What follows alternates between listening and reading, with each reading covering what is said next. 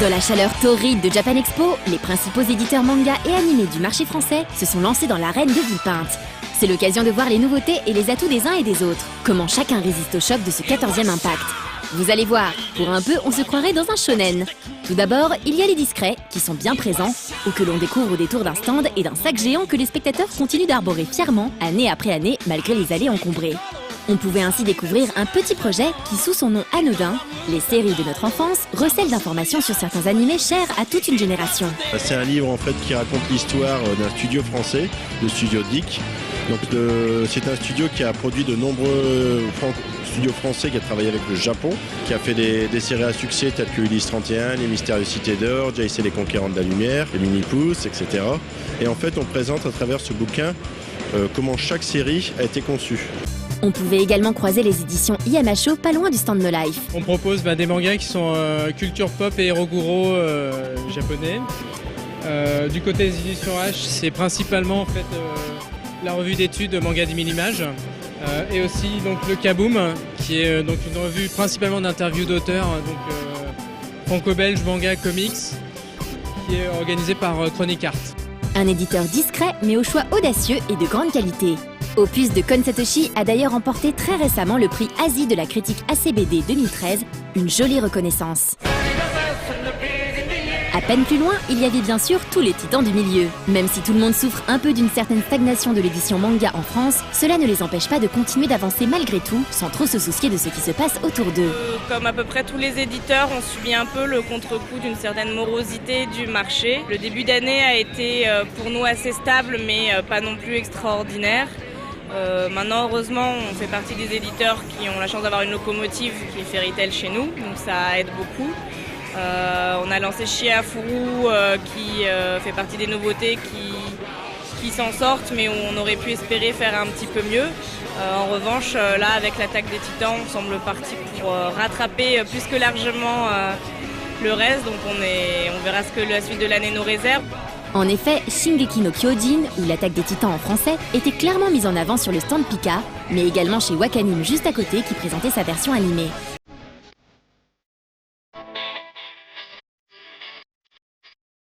Léna, non loin de là, présentait aussi ses nouveautés. On essaie de mettre en avant-première Woodstock, un nouveau manga sur la musique, d'un auteur qui est fan de musique rock et punk depuis les années 60.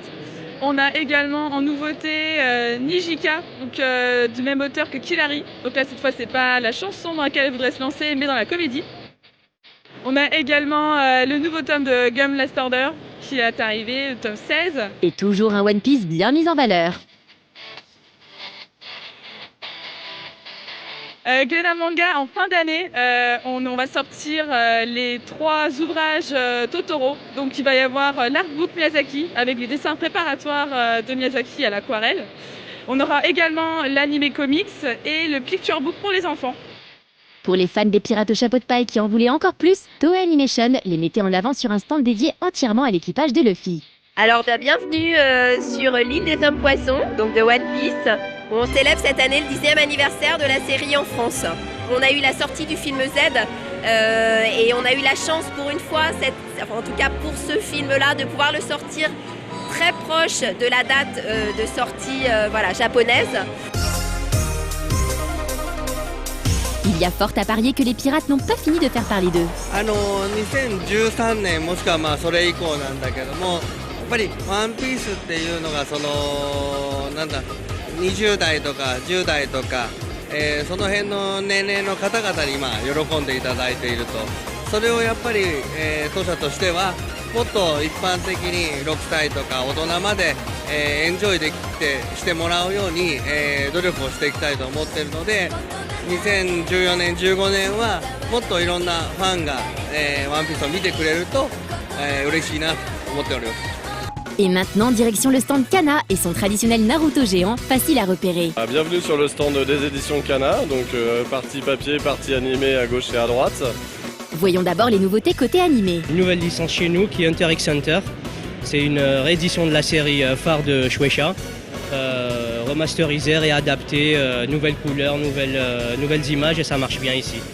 Donc ce sont nos principales séries et nos principales nouveautés, donc Naruto, One Piece et Hunter x Hunter. Alors sur le marché du manga et du DVD en général, on constate une baisse. On a des baisses d'année en année. Sur le DVD un peu plus prononcé que sur le manga. Mais on essaie de faire en sorte de continuer à être présent. Donc on essaie de regrouper nos forces avec les différents éditeurs justement pour être plus présent et plus fort sur le marché. Et du côté manga chez le même éditeur. Donc cette année on vous propose Hell's Kitchen. Vous avez vu certainement à côté un stand d'animation de cuisine moléculaire. Donc super shonen qui on l'espère va très bien fonctionner. En tout cas les premiers jours de Japan nous donnent raison et ça c'est bien. Ensuite on a également un shoujo en lancement qui s'appelle Blue Spring Ride qui est de l'auteur de Straw Edge. Et enfin en buzz une série qui est très attendue du public manga qui est Assassination Classroom que vous retrouverez à partir du début octobre aux éditions Kana. Et après des années de très grosse croissance sur le marché du manga, le marché est arrivé à maturité. Donc les éditions Kana qui sont un acteur de poids historique sur le marché du manga avec évidemment Naruto sont arrivés de la même manière à maturité. Après voilà on a des bonnes grosses cartouches encore une fois, je vous ai parlé d'Assassination Classroom. Donc on est plutôt content et voilà, on appréhende le futur avec pas mal de sérénité. On est loin d'avoir tout vu, c'est comme ça à Japan Expo. Tout le monde puise dans ses réserves d'énergie et on se dépasse pour surmonter les 4 jours intenses du salon.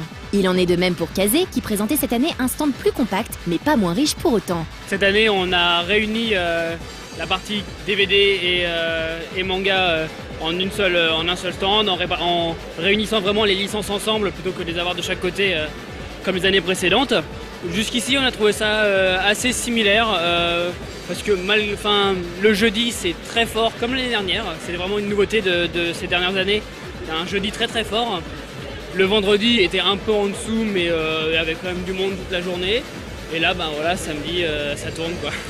À l'échelle de tout le catalogue on sent quand même que c'est plus difficile que les années précédentes, on est quand même sur un marché en fort ralentissement. On est quand même très content de nos nouveautés, on a fait de très bons lancements avec Terraform Mars ou Monster Hunter, qui est des choses où on avait confiance en la qualité des séries mais on ne savait pas forcément quel serait l'accueil, en particulier du coup avec les difficultés du marché. Et le fait que les lecteurs répondent présents, on est vraiment très contents. On a notre premier Boys Love fait en France qu'on a créé avec une jeune auteure française qui s'appelle Sweet Desire. Et sinon, on est aussi très fiers d'avoir un mois et demi en avance le premier tome de Hokuto no Ken et édition Perfect avec toutes les pages couleurs de la prépublication d'origine, les doubles volumes en grand format. Nouveauté d'autant plus importante pour l'éditeur que le dessinateur et créateur de la série, Hara Tetsuo, était un des invités d'honneur du salon. Il a bien voulu revenir pour nous sur la création du plus célèbre de ses personnages. 僕がもともとブルース・リーとか大好きで、ブルース・リーが僕は高校生の時にはもう亡くなってたんですね。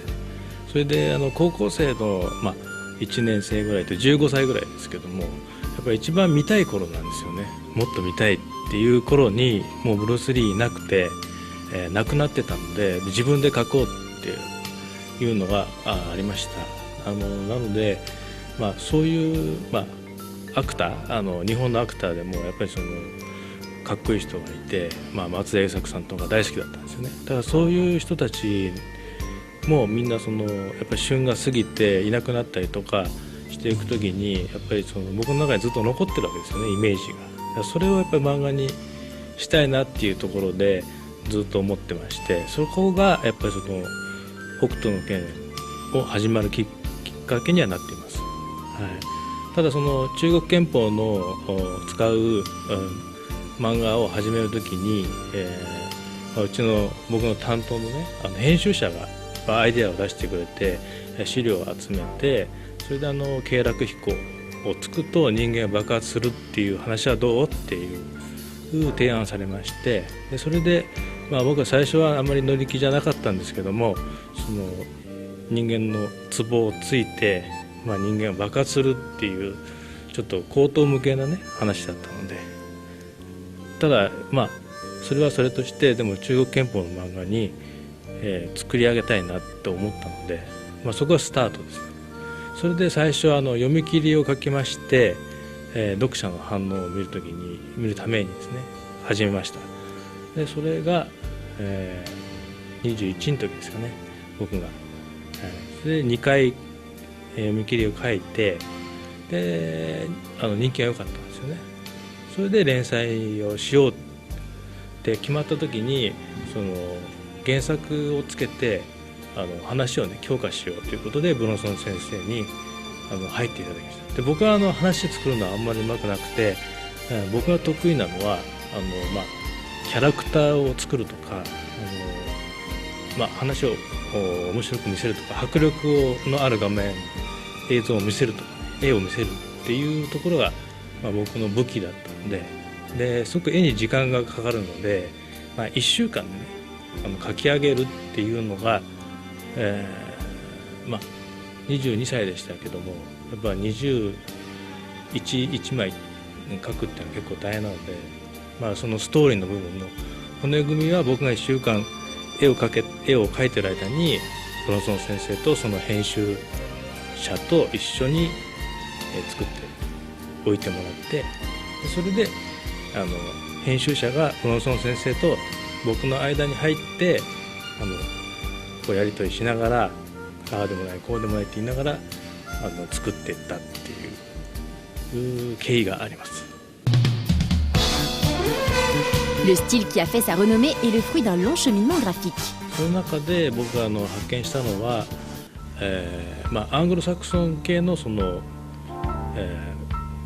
白人の皆さんみたいなスタイルのいい、肉付きのいい体と東洋の、アジアのですね締まったブルース・リーのような肉体と、それ融合して、ハイブリッドじゃないですけども融合してその理想の形っていうのを僕は作りたいなって思うようになりました。それが僕の今のスタイルにつながってると思います。Cette année, tous les éditeurs étaient réunis dans un même espace, aussi bien les plus grands que les plus modestes, mais qui n'en sont pas moins dénués d'ambition. Certains ont même décidé de lâcher les poids d'entraînement et de passer à la vitesse supérieure. Par exemple, chez Nobinobi, qui profitait aussi de manière surprenante de la venue de Hara Tetsuo. La grande nouveauté, la grande sortie pour nous, c'est Bonolon, le gardien de la forêt. Donc c'est un album qui est une curiosité puisque c'est le personnage qui a été créé par Tetsuo Hara, donc le créateur de Ken le Survivant. On ne dirait pas comme ça. Donc c'est effectivement Tetsuo Hara qui a voulu faire plaisir à ses enfants parce qu'il voulait leur raconter des histoires. Et évidemment, Ken le Survivant, c'est un petit peu difficile pour les plus petits. Donc il a créé ce personnage qui est une sorte de Totoro, gardien de la forêt, qui vient aider les humains et qui protège la nature. Donc c'est 5 histoires, un beau livre de 140 pages. 2013, ça a été l'année charnière pour Nobinobi. On a eu 2 événements en fait. Le premier événement, c'était notre changement de distributeur. La deuxième chose, c'est qu'on a gagné avec la maison en petit cube le prix Sorcière du meilleur album 2013. La grande nouveauté, le grand lancement de la fin 2013 pour Nobinobi, c'est le fait qu'on se lance dans le manga. Donc on lance une collection de mangas jeunesse et familiale, c'est-à-dire qu'évidemment nous on est connus pour nos livres jeunesse et on reste dans cette thématique-là avec nos mangas. Nobinobi est aussi l'éditeur de Shiitake, une jeune illustratrice dont on vous reparlera durant le sujet sur les stands amateurs et jeunes créateurs. Malgré un contexte qui pourrait paraître difficile, les éditeurs étaient toujours aussi dynamiques durant cette édition de Japan Expo. Le marché DVD était nettement plus réduit que chez les éditeurs papier. Certaines sorties pourtant marquantes étaient pour ainsi dire absentes du salon. On pense fortement à un célèbre robot cornu sorti récemment en DVD. Les synergies se développent entre les médias et les éditeurs, tout le monde se serre les coudes. On terminera ce tour d'horizon animé manga 2013 dans un prochain sujet où l'on verra que certains n'ont pas froid aux yeux. Quel suspense!